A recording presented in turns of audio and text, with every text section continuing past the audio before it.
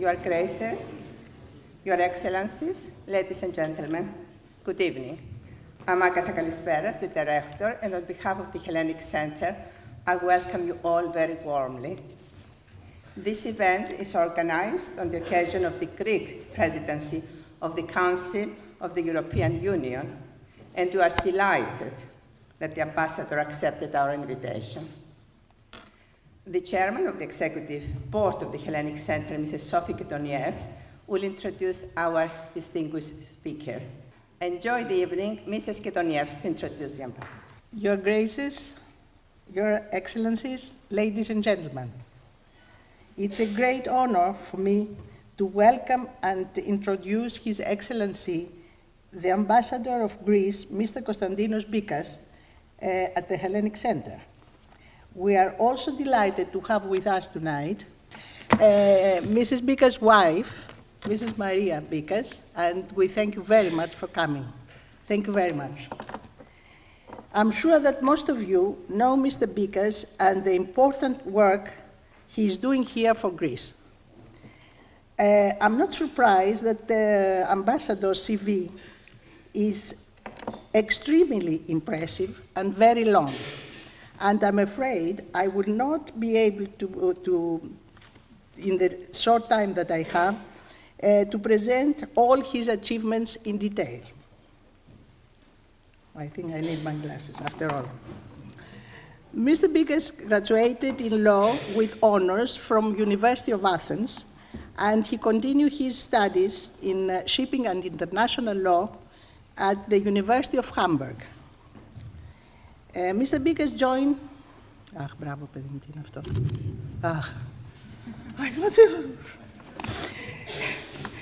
Mr. Bikas joined the Greek diplomatic service and served as a Deputy Minister of Foreign Affairs and held posts as Consul or First Secretary in Vancouver, Algeria, Baghdad, and Boston.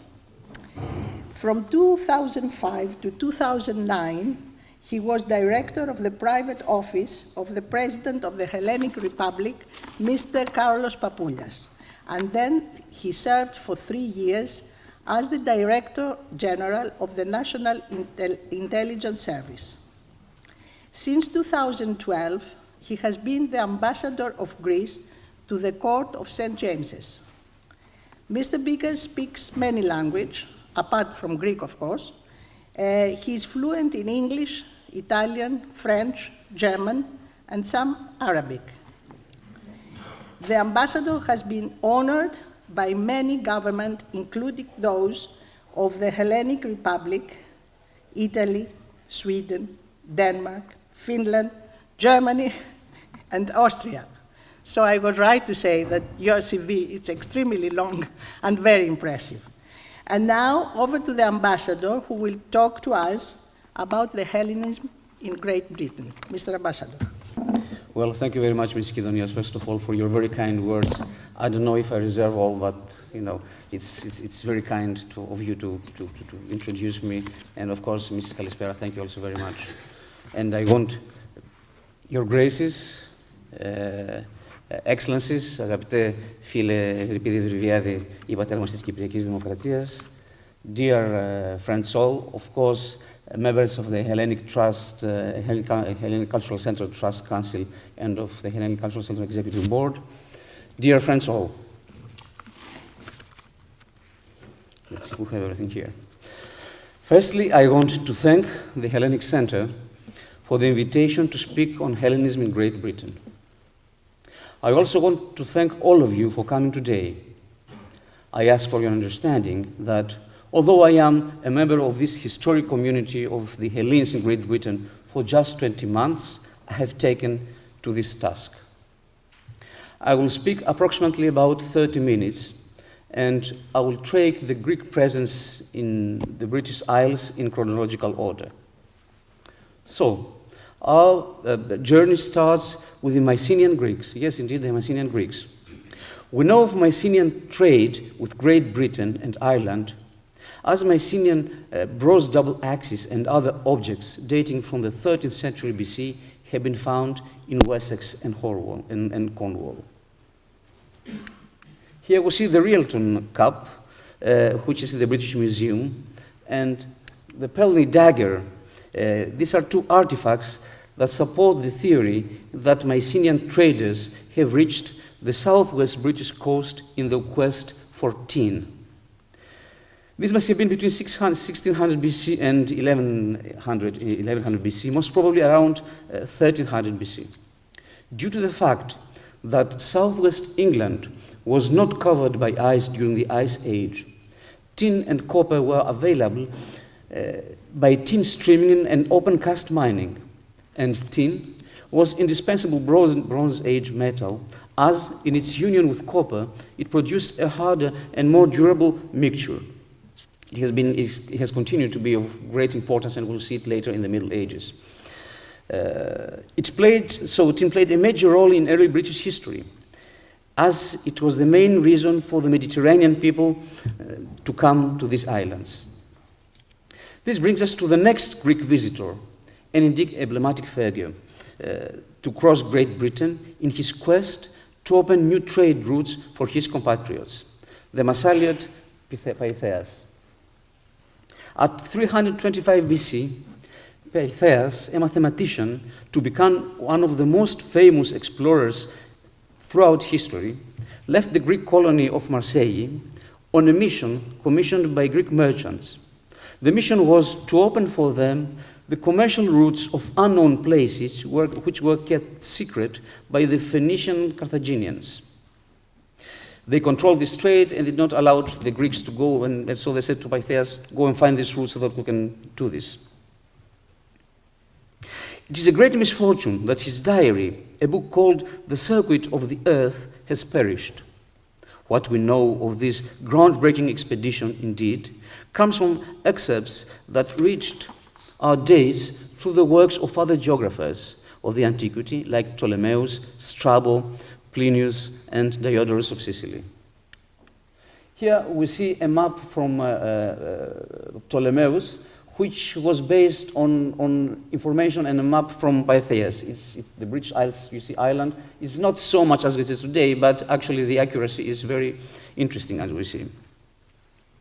And the next slide, we see now an idea of the route that Pytheas, one of the possible routes for Pytheas to take. One theory is that he went through the Gibraltar Straits because at the time the Carthaginians, that's Tunis today, they had good relations with the Greeks of Marseille, and they let him pass through. There is another theory that says that he could not do it, so he crossed by land, as you see, on the southern part of the Pyrenees, and then took a ship from there to reach Cornwall, where the tin is, and to explore all these areas. Pytheas circumnavigated Britain and produced a detailed map of it. He landed in Kent and then proceeded to Cornwall, where tin trade flourished. He took notes of for the commissioners of his trip, and then proceeded to the north of the British Isles at Orcas Nisi, today's Orkney Islands.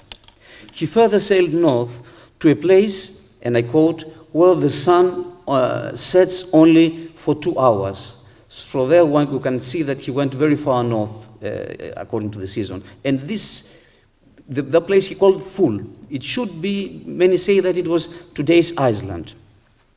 Pytheas made a detailed description of Britain, its people, and its economic and social life, but this goes beyond the scope of this lecture. Many Greeks arrived later with the Romans, and their presence is attested by inscriptions on curse tables, gravestones, and dedicatory tablets.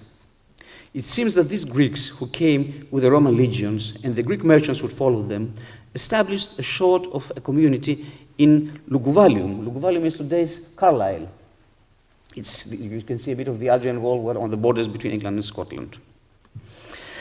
That we think that they established a sort of a community because of the big number of inscriptions that we found through the excavations. This could have been the first Greek community in Great Britain. And here we see one inscription you can see the letters incorporated. It has been kind of, I will say what it says to you in Greek. It says, Okiano και τη θη Demetrios. Demetrios presented this to the sons of Poseidon, Okeanos and τη θη. A Greek was the first bishop of Britain, Aristobulus, Sanctus Aristobulus from Cyprus, who was ordained as Bishop of Britannia by St. Paul himself. He spread Christianism on these islands and received martyrdom here. It befalls another Greek bishop the honor to unify the British churches 600 years later from Aristobulus. This is the monk Theodoros of Tarsus from Asia Minor. He was ordained as the first Archbishop of Canterbury and united the then dispersed churches into an archdiocese. He is the first to carry the title of Primatus of all Britain. His work in unifying the British Church is duly recognized by British historians. Here we should mention the ties that the founder of the Byzantine Empire, Constantine the Great, had with Britain, as it was in Erboracum, today's York, that he was acclaimed emperor. Here we see his statue in front of the York, famous York Cathedral, and after the death of his father. Our next stop is the dramatic visit of one of the last emperors of the Byzantine Empire, Emmanuel Palaiologos II, Manuel, as we call him in Greek, Manuel II. He was desperately trying to find alliances in the West that would have permitted him to liberate the empire from the Ottoman encroachment. Pursuing his dream, his dramatic effort, he visited Venice, Paris, and London. It was a diplomatic effort, struggle, well prepared in advance with ambassadors and local intermediaries to contact the kings of France, Charles VI, and England, Richard II, as well as the Pope Boniface IX. After staying for 2 months in Paris at the king's court, Manuel proceeded to Calais, at the time an English port. It was called at the time the crown, the jewel on the British crown, because if you believe it, from Calais came 1/4 of all money coming into the coffer of the King of England. Very, very, very important port. And they were dealing what? Tint again and wool mainly. So he stayed in Calais and he waited for Henry IV, who in the time had succeeded Richard, to finish an expedition against the Scots and return to London. He finally sailed for Calais to Dover on the 11th of December, 1400. After the king, here we see the Emperor Manuel, after the king had paid £400 for his stay in Calais, as it was duly noted. And as we can find today, the historians found all these numbers on what was paid there from that time. Manuel traveled from Dover to Canterbury, where he was received with great honors, and then escorted by Richard Lord Grey of Condo. He proceeded to Blackheath, and then he went to the Palace of Eltham. From the Annals of Thomas Walsingham, here we see Richard IV being crowned as King of England, and here we see Eltham, the Palace of Eltham, where Manuel II stayed. So he spent Christmas at 1400 at the palace in Eltham. The English were impressed by the emperor's piousness, as well as by the simplicity of his clothing and the clothing of the bishops, the Greek bishops that were with him. Uniformly dressed in white and without any ornaments. He also received the Holy Communion every day. To honor him, tournaments with jousts were organized. So that would be something like that what Manuel II saw in the English court at the time. It is certain that Henry indeed worked with the idea of putting together an alliance to help the Greek Empire. Manuel himself wrote a letter to the humanist Chrysolaras while he was in England. Chrysolaras resided in Italy, where he praised the king and expressed his hopes. However, the entangled political situation in Britain did not allow Henry to come up with a concrete plan, and Manuel left England with money, support, but no more. There were questions about the money that were gathered there, and the king persecuted the issue here in England until 1426, because some of the money went missing or something like that. Thomas Walsingham writes in his Annals, and I quote, "The Emperor of Constantinople, accompanied by several Greeks, came to England to ask for help against the Turks." We pass now to the third chapter of Greek presence in Great Britain that covers the years from the fall of Constantinople to the Greek Revolution. During these years, we see the creation of a community based on Greek scholars and priests that spread Greek culture in the West after 1453, after the fall of Constantinople.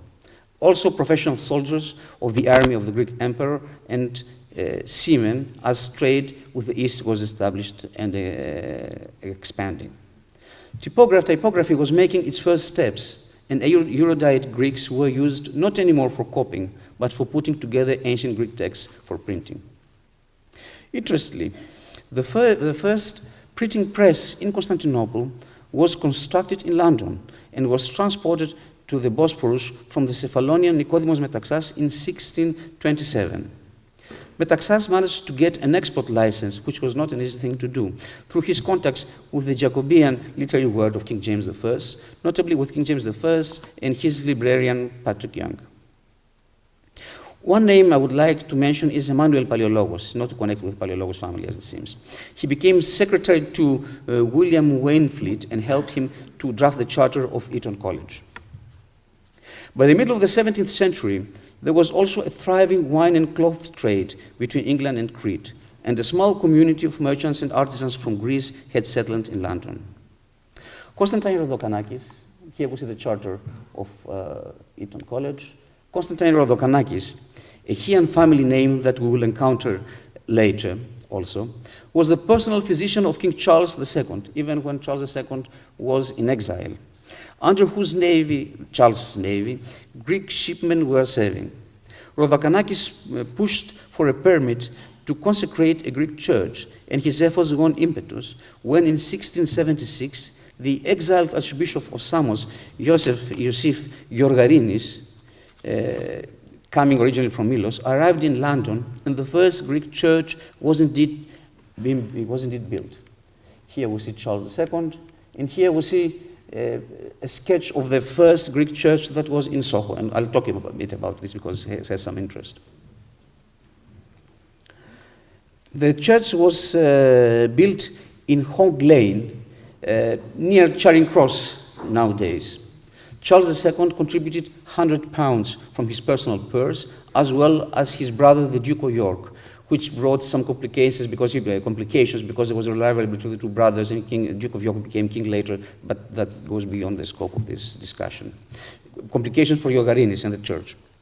Thus, the first Greek Orthodox church in London was erected in 1677 in Soho on the corner of Charing Cross Road and Greek Street. That's what the annals say, but as I tried, I did not find any crossing between Greek Street and Charing Cross Road. So here we see another eventual picture of the Greek church. The Greek church stayed with us for a few years, then he went to the Huguenots, and then it became an Anglican church, and it was demolished. Here we see, this is also it's from William Hogarth, and what we see here, he made four engravings, 4 pictures. The times of the day, this is noon, and the high spike that we see is the spike of the Greek church. And here, practically, let's see, the Greek church, that's Greek Street, and this is Charing Cross. I would think it should be somewhere here, but we do not know exactly where it is. So, it was dedicated to the Dormition of the Virgin. It seems that the church was never fully built, while being a Greek one. Only the chancel and the north aisle were completed. After a bitter fight between Georgarinis and the landlords, the church was given to the Huguenots 6 years after its consecration, and from 1851 became an Anglican church, as I already said before. By the end of 1934, the church was demolished. The 17th century stone bearing the Greek inscription which recorded the construction of the old nave was presented to the St. Sophia Cathedral, where it is today to be seen on the narthex, on the left as we enter our church. There are two drawings that we saw of the church. The next phase of the Hellenic presence in Great Britain is connected with the preponderance of Great Britain as the victorious power after the Napoleonic Wars, the expansion of the Eastern trade, and the Greek Revolution against the Ottoman Empire of 1821. From the middle of the 18th to the beginning of the 19th century, the commerce, maritime entrepreneurship, and general education of the Greeks took an extraordinary development. Greek ships monopolized the trade of the Black Sea, the Aegean, and played a major role in the Mediterranean. The decks were the first Greek soil, to quote Spiros Polemis here. Greek captains were breaking the blockade imposed on Europe during the Napoleonic Wars, accumulating profits and warfare expertise that provided invaluable help to the Greek cause once the revolution broke out. The trade with England in the Levant was controlled by agents, and one of the chief importers of Manchester goods in Constantinople was a Greek named Ioannis and surnamed by the Turks Ekpliktis, which means in Turkish, as I learned, textile merchant. Due to his wealth, it was difficult to be tolerated, and he was found assassinated. According to Dowling, he had a dreadful death by the Ottoman authorities. In his book, Dowling, Hellenism in England. His wife, fearing a similar fate, took their son Alexander, and they arrived in London in 1815. Here we see the preponderance of Britain over the world at the time after the Battle of Waterloo. It's the Bois de Boulogne, and we see British soldiers that are encamped there. This is the son of the murdered Ioannidis, the first Ioannidis. Alexander. Alexander with his mother arrived in London in 1815. Building on the trade skills and reputation of the assassinated Ioannis, they adopted the name Ioannidis and established a branch house in Manchester and in London. The Ioannidis house in Holland Park, where now stands the Greek embassy. This is not the original house of Ioannidis, of course. The original house was lost during the war. A bomb fell on it. But later we bought this. It became a school for nurses, and that's where we bought this. And this is Ioannidis' garden. The original house now stands the Greek embassy. The original house was destroyed by the bombs. Became, during the 60s and 70s of the 19th century, Alexander's son Konstantinos, a meeting place of the artistic movement of the pre-Raphaelites. So here we see the garden is actually, the plants that you see are the plants of the garden, as Ms. Solomonidou found in the archives of Victorian Albert Museum. And we have the ambition to try to reconstruct the garden as it was at the time. Because from the plants we know what was planted here and there. And this magnolia tree that you see was planted during Ioannidis' time. Probably Konstantin Kavafis played under this tree because they were related.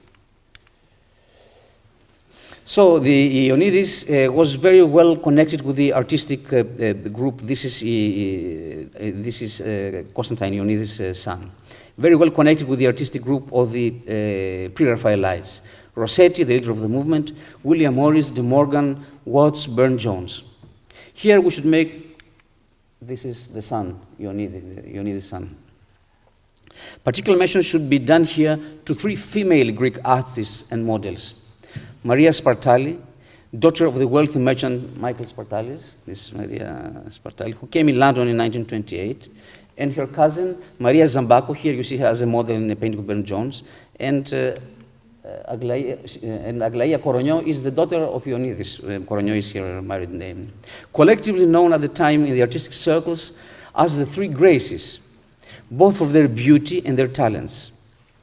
Some pictures of Spartali are an important painter itself are, we see here, this is again, Spartali's picture, Lover's Messenger, a rose from Armaide's garden, and Madonna Pietà degli Scrovigni, Spartali was also a model for Rossetti. Spartali's paintings are very famous today. Spartali had a second name, Stillman. She married an American, and she made exhibitions in the United States. From what I read, there are 100 paintings of her existing now. The total value is estimated at $690 million. Konstantinos Ioannidis was probably the major figure of an Hellene merchant, philanthrope, and this is the collection of Ioannidis that he gave to Victoria and Albert Museum. We can see it here as it was in his house. And here we see the collection. There are 2 rooms in the Victoria Albert Museum where he bequeathed his collection. This is one of them. He was the major figure of a Hellene merchant, philanthrope, and patron and collector. He donated his collection to the Victoria and Albert Museum, where they are kept at 2 rooms bearing his name. Also, we see here Kavafis' uncle, Yorgos, worked for Ioannidis, and they were also had family ties. And the young Konstantin Kavafis, while in London, must have spent time in Ioannidis' garden. Raleigh brothers of Chios were another illustrious Greek family of the Victorian era. They established business in London in 1818, and in the mid-20s moved, like many other Greek firms, in Finsbury Circus. Around 900, they stood foremost among the purely commercial houses of the whole world, extending their operations over continents. Andreas Sigros, in his memoirs of 1894, writes that from the plethora of Greek houses of the part, only the Raleighs have managed to survive and thrive, survive the crisis. We'll talk a bit about it later. Here we see a donation by the Rice family. It's near Brighton, the Raleigh's house. And what we saw before, that here is, Raleighs went also in India. And today there exists a branch of the Raleigh's business that's been bought by Tata. And when I open the web page, this is a web page of the Tata Group. When it goes to the name is still Raleigh's. And you see how they honor the past of the Raleigh's family in India today, the Tata Group. And I also found the last mention of a Raleigh's name I found was a transaction of 1997 when Raleigh's was a businessman and banker here, and he sold his business to a conglomerate for 40 million pounds at the time. Here we see Pendia Raleigh's, and this is going to be for the next, we'll talk about that. Other important names of that era are the Chiotis Argentis, Skilitsis. Skilitsis, this is as many of you recognize, this is the Greek residence that was, the long lease was given to us by Elena Skilitsi, or the Skilitsis family. Here you see Elena Skilitsi. Elena Skilitsi marrying Eleftherios Venizelos in Wittenhurst in Highgate in 1921. She met him here in London when he came for the treaties of the Balkan Wars, 1912, 1913. And Wittenhurst was the second. This is another interesting Greek story. It was Elena Iliadis, who was a great tennis player and who married Lord Crossfield, who was a magnate in soap. And Crossfield built this huge house, which was at the time the second biggest house in London after Buckingham Palace. Today, if you go up Highgate Road, you see it on your left hand, it's been bought by a Russian magnate, I believe, and they are kind of rearranging it, so one cannot see it. But it's a very interesting neighborhood with Greeks of the time, but I don't know what dwells very much into that. Because so again, this is Mrs. Eliadis. Mrs. Egon can tell us a lot of stories about her because she was organizing dances in her house. And when Mrs. Egon was a young girl, in the late 40s or early 50s, she was going there to practice Greek dance, what Lectur does today. So here we see another part. Here we see the Finsbury Circle. We see all the houses of commercial houses of the Greeks of the time with the names. This is also, as some pictures before, and a lot of information I've got, and I'm telling to you, comes from the extraordinary book of Mr. Metis, or Hellenism in Britain, which is an extraordinary book. I recommend it to all of you. We all can learn a lot from this book. So, now, as we come to the many families coming from Chios, and Theodore Edward Dovely, in his book Hellenism in England, writes that these Chiots made the name of their native island of Chios co-significant with commercial ability and success. All the industrious trade, erudite, and dynamic men and women that comprised the Hellenic community in the 19th century understood what was also clear to their predecessor, Georgarines' time, namely that it was impossible to be a true community without a church. The first Greek church in this period was the so-called Greek chapel, 2 floors at 9 Finsbury Circus, that's Finsbury Circus, with a priest that came from Greece. The efforts were supported by the first Greek ambassador, Spiridon Trikoupis, the father of Harilaos. The chapel was dedicated to Christ Savior, and the founding members were 24. Already in 1840, the number of the Greeks had overgrown the capacity of the chapel. So a new church was constructed in 1849. Again, in the name of Christ Savior, for the spiritual needs of the community, until 1879, when the magnificent Cathedral of Hagia Sophia was erected. So we see the Greek church from London illustrated. And we see here it was the consecration Christmas of 49, and it was a report very impressive for the community there in London illustrated. And here we come to Hagia Sophia. Hagia Sophia, so inside. Books can be written on the history, architecture, and importance of this magnificent church. Here suffice to say the following. The decision for the new church was taken in 1873. The work started in 1877 and went on for 5 years, although the church was consecrated 2 years after in 79. £35,000 were gathered by all the Greeks in Great Britain. Haris Metis refers to the graving plate where the names of the following families are mentioned. Mavrokordatos, Ionidis, Sekiaris, Konstantinidis, Kilitsis, Rodokanakis, Dilberoglou, John Algis being the architect. Metis mentions also the names of the following families that participated in the construction: Kasavetis, Arientis, Geralopoulos, Agelastos, Valeris, Rallis, Valianos, Galatis, Zarifis, Zifos, Kavafis, Kalvokoresis, Katinakis, Valis, Paspatis, Petrokokkinos, Sevastopoulos, Sekiaris, Skaramaggas, Spartalis, the father of Spartalis, Vlastos, Vikilas. Magnificent churches were also built in Manchester in 1860, Liverpool, and Cardiff. This is Liverpool, Manchester, and Cardiff, St. Nicholas, and the Annunciation. Special mention should be made to the Greek cemetery, the Greek necropolis in Norwood, South London, in the borough of London. Here we see it's the Archbishop of Cyprus that visited, must be 30s, visited St. Nicholas in Cardiff. And here we come to the Greek necropolis. The Greek cemetery, the Greek necropolis in Norwood, South London, borough of Lambeth. And indeed, magnificent cemetery listed grade 2, where all the tombs of the Greeks of that period are to be found. In the Wardens of St. Sophia, who are responsible for the necropolis in cooperation with Lambeth Municipality, are examining ways to how best preserve the necropolis for the future, and we had a Trisagio there last summer. So you see, this was Rallis Staphos.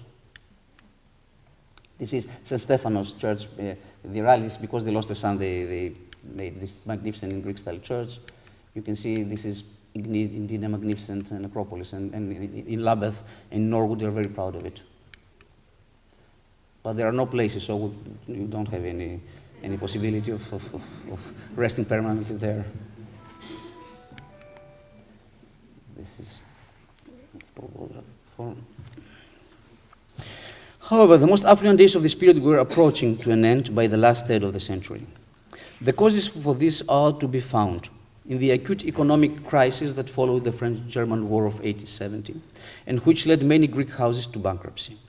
The stock exchange fall that was one of the consequences of that crisis also contributed to the demise of a lot of Greek entrepreneurs. Another cause were changes in global commerce, like the telegraph and the telephone, that diminished the importance of local agents, and the expansion of the banking sector that brought fierce competition to the banking role that a lot of Greek merchant houses were playing. Metropolis of Theatre. Now we go, this is the first Archbishop. A milestone for the strengthening and the progress of the community was the establishment of the Metropolis of Theatre by the Ecumenical Patriarch Meletios IV in 1922. Its first metropolitan was Archbishop Germanos. It should be stated that until the establishment of the metropolis, there was no higher ecclesiastical authority to cooperate with individual churches, not only by providing spiritual guidance, but also by looking ahead for the future of the community, by consecrating churches, forwarding the Greek language, and creating a sense of broader and coherent Greek community. It is also an understatement if it is said that the creation of the metropolis guaranteed of the archbishopship guaranteed the existence and advancement of all the Hellenes in Great Britain, whose number expanded from the few thousand of late 1900 to the number of around 400,000 today. When the Archdiocese was established, there were 4 churches in Great Britain: Hagia Sophia in London, the Annunciation in Manchester we saw before, St. Nicholas in Liverpool, St. Nicholas in Cardiff. There are 112 parishes in the Archdiocese with 100 self-owned churches, 15 acquired under the Archbishopship of His Eminence Archbishop Gregorios, with approximately 100 priests. Greek Cypriots in the United Kingdom. The strong migration currents from Greek Cyprus in the United Kingdom around the turn of the 19th century, and from Greece, from mainland Greece, were primarily oriented towards the United States. However, for the Greeks of Cyprus, the annexation of the island from the UK that took place in 1914, until then Cyprus being a British protectorate from 1878, meant that automatically all Cypriots, until then Ottoman subjects, became British citizens and thus had every right to immigrate to the United Kingdom. The dire economic condition in the Mediterranean at the time, and of course also in Cyprus and Greece, and all these difficulties with the war during the First World War, obliged a lot of them to seek a better future in Great Britain. Hardworking and eager for success, they started arriving in the United Kingdom from 1914 onwards. An idea about the number and the difficulties they faced can be derived from a report 20 years later, a report of 1935, by the former director of Nicosia, Mark Davis, and this is also from Mr. Methy's book. The report, considered to be the first comprehensive one on the Cypriots in London, states, and I quote, that there are 3,000 to 4,000 Cypriots in London. Almost all of them are Greek Christians, whereas the Turks are around 50. Most of them live in Soho and around Tottenham Court Road. The majority came from Cyprus in 1927, when the US diminished the number they accepted, of course. Now, go on. The report goes in describing the difficulties they faced, as well as the prejudice of police officers against them. By 1948, the Greek Cypriot community numbered around 15,000 members, following the influx of immigrants after the Second World War. Greeks from Cyprus outnumbered by far their mainland Greek compatriots, as there was no immigration for Greece, not allowed, they couldn't come to the United Kingdom. Did not accept immigrants in the United Kingdom at the time. Even now. Greek Cypriots had fought heroically with 30,000 volunteers as British citizens, with most prominent the future president of the Republic of Cyprus, Glafos Cleridis, and Royal Air Force gunman that survived his plane being brought down by the Germans. You know, gunman in an aircraft at the war is one of the worst positions. You stand in the back, you have the machine gun, and you are the one who's shooting down other planes. The pilots are driving and letting bombs down, but when planes come to hit you, you have to shoot them back.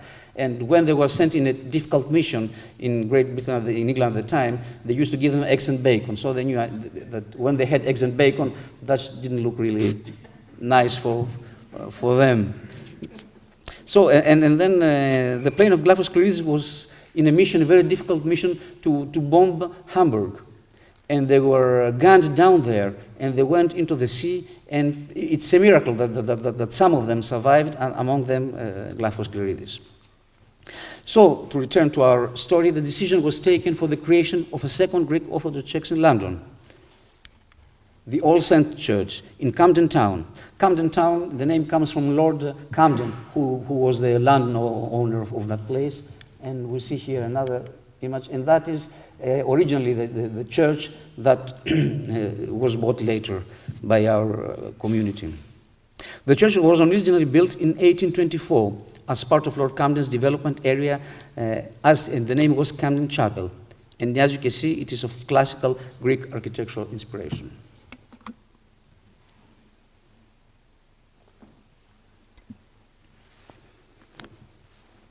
It's not possible to talk about the Greeks in the United Kingdom without at least a reference to the most important organizations they created, be professional or for local identity. The Greek Shipping Cooperation Committee, broadly known as the London Committee, is one, as it has already been said, the first Greek ship owners established themselves in Great Britain in the 19th century in Cardiff for the coal trade in London. So we see here in the port of Cardiff ships transferring coal. Their beginnings might have been humble, but the thousands of years long Greek maritime tradition and the accomplishments of the Greek ship owners of Chios, Inousses, Hydra, Spetses, Psara, Andros, and Cephalonia had created the strong roots for the miracle of the Greek shipping of today, the biggest in the world today. The committee was created in 1935, and it was the result of the cooperation of the Greek ship owners of the mid-war years in London against discriminatory practices that threatened their existence. Under the leadership of Manolis Kouloukoudis, their 21 officers at the time united their forces, created the committee, and they managed to face the threats and to greatly contribute to today's miracle, to face them, overpass them, and contribute to today's miracle. During the war in 1942, the National Union of Greeks in Britain was created. The union, cooperating with the Greek Shipowners Cooperation Committee and the few wealthy Greeks of the city, contributed to the help of Greeks under occupation where it was possible. The first Greek house was established in 1943 in 32 Grosvenor Square as a venue to support the social and cultural needs of the Greeks that during the war included many uniformed ones. 1974, we have the creation of the National Federation of Cyprus in the United Kingdom, an umbrella organization representing the Cypriot community associations. It was created after the 1974 Turkish invasion and occupation of part of the Republic of Cyprus. It spearheads the efforts of the Cyprus community in Britain for a united Cyprus, and it coordinates the broadest interests of the Cypriot community. Other important organizations that have been created are, of course, the Greek Cypriot Brotherhood, created in 1934 with a task to reunite all Cypriots that at the time were facing the harsh difficulties of coming to a land that did not know to find work, make them have one voice. We have, of course, a lot of local organizations from Cyprus, Macedonia, the Peloponnese, the Ionian Islands, the Inoussia Benevolent Fund, the Greek Archaeological Committee, the London Hellenic Society, the Hellenic Medical Society, which numbers 3,000 doctors, the Εταιρεία Ελλήνων Επιστημών, the Hellenic Engineering Society, the Society for the Promotion of Hellenic Studies, the London Hellenic Society, and the historic Anglo-Hellenic League, established in 1913. We have the Lyceum των Ελληνίδων, and we have the Greek Orthodox Charity Organization, whose leader, Marika Lemou, we lost last year. There is also a dynamic Greek Bankers Association, a thriving association of Greek professionals in the banking sector who plays an important role during these years of the Eurozone crisis. The Hellenic Engineering Society and the Energy Forum, where Greeks that work in the energy sector, because of course, as we know, London is also a center for energy, they have gathered together very recently, and at the embassy we made this more official. There are about 2,000 academics in the United Kingdom. The biggest body of mainland and Cyprus Greeks students, with a population of about 25,000 people. We have the fourth ethnic students outside the English that are here in the United Kingdom. So that is after the Chinese, the Indians, and the Irish. When Her Majesty the Queen accepted my credentials, we discussed about it, and she was very much impressed about the number of students that we have here. A major contribution to the community spirit of all Greeks was the creation of the Hellenic Cultural Center, where we stand today. The idea to provide a focus for all Greeks, mainland and Cypriot, where Greek culture could be celebrated, was materialized in 1979. At the same year, the Lectur των Ελληνίδων was formed and was also looking for premises. When a separate group of like-minded individuals was formed in the 1980s, all three joined forces. The current building was purchased in 1992 with donations by many organizations and a lot of benefactors. Greek schools. From the creation of our community, it was recognized that the teaching of the Greek language was of paramount importance. Here we see the Hellenic Center, of paramount importance for the Greek community. The first Greek school for teaching the Greeks of the diaspora, because the teaching of ancient Greek has a long established story in this country of classical tradition, was established in 1861 in Manchester, where it functioned until 77. And also in London, school was created in 1870. And we have all this great effort undertaken to keep Greek language, effort where all united, the church, the organizations, Greek state, the Republic of Cyprus, private individuals. Right now we have around 5,000 students, 4,500 in not full-time schools, and the rest more or less in full-time schools. Here we see from the League of Hellenidon, and here we see the St. Cyprian School. At Christmas I went there with the Archbishop, His Eminence, and we were very much impressed.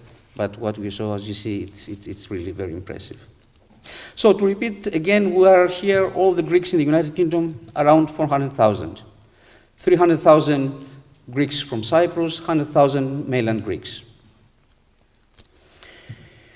Having very briefly gone through the history of the Greeks in Britain, there are, I believe, some evident facts with regard to the present, and eventually some thoughts with regard to the future. Never in the past did we have such a strong and well-rooted, respected, and multi-stratified community. A community fully integrated in the British society, while at the same time keeping its identity as Orthodox, as a member of one of the most ancient and rich in culture and history ethnicities, the Greek one. Of course, challenges lie ahead. I believe that the public and private presence of Greeks in all areas, as well as in areas of leadership, will continue and grow, and will be present, we should be and will be, both in private and public leadership. We already have a very important number of extremely capable business people in the broader sense, be it the world-leading ship owner community, members in the top banking community of the city, academics, scientists, humanists, and most importantly, all the hard-working Greeks in Great Britain. Each one of them is needed as a member of our community, and each and everyone enriches it. Great Britain is a friendly country, a historic ally in 2 world wars, and a country where the culture and history of the Hellenes is celebrated maybe as nowhere else in the world, be it in architecture, classical studies, in visit to Greece and Cyprus for leisure and cultural time. Great Britain is a democratic and open society, welcoming pluralism, rich in culture, history, and experience. Thus, we have the framework to further progress. You, as a community, you have managed through a varied and tough journey in time to achieve in this society a respected and forward-looking position. I have no doubt that whatever the challenges lying ahead, your proven dynamism, your sense of national and community history, the endurable spiritual guidance of our church guarantee a prosperous future. Myself and Maria want to thank all of you for the pride we get when so often congratulated by the highest institutions of the country for the status and the achievements of our community, and for having embraced us so wholeheartedly as members of this strong-rooted and historic community of the Greeks in the United Kingdom. Thank you very much.